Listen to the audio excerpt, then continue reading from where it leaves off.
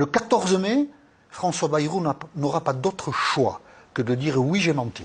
Je ne sais pas comment il le fera, avec quelle prudence il le fera, avec quelle habileté il le fera, mais il devra le faire. Et quelles seront les conséquences politiques, personne ne le sait. Le Premier ministre sera auditionné par une commission d'enquête spécifiquement dédiée aux violences physiques, sexuelles qui sont déroulées pendant plusieurs décennies dans le lycée ou collège-lycée de Bétarame, enseignement catholique.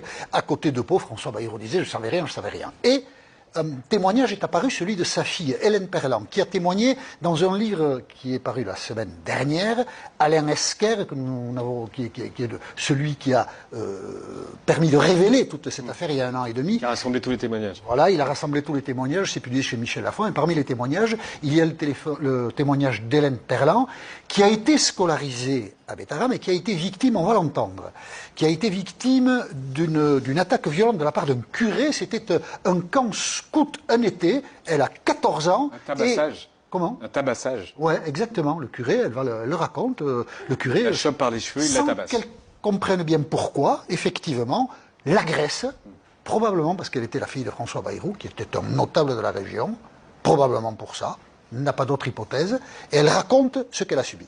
On sent d'un seul coup être agrippé par les cheveux traînés, un déferlement d'une violence terrible et qu'on en sent désinhibé. Le corps entier se met en position de se préparer à mourir, ou on ne sait pas, quelques minutes.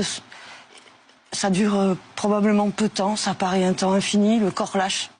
Et elle explique très bien, dans les témoignages qu'elle a fait là comme dans le livre, que la seule manière de supporter cette agression, pour elle, ça a été le déni.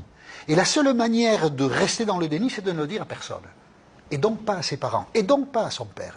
Ce qui crédite là, ce témoignage-là, crédite à la version de François Bayrou, je ne savais rien. Mais une autre partie du témoignage de Hélène Perlan, lors de sa tournée médiatique, fragilise considérablement la position de son père. On savait que François Bayrou, en 1998, avait eu un contact avec le juge d'instruction qui avait mis en examen un ancien directeur de Bétarame, le père Caricard, qui était accusé de violence sexuelle.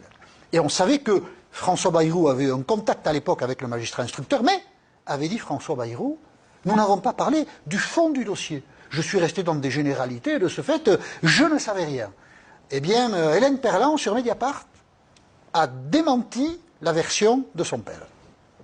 Il ne s'en souvient pas, je pense, mais je suis là le soir où il rentre de chez le juge Mirande. On est là tout seuls, tous les deux.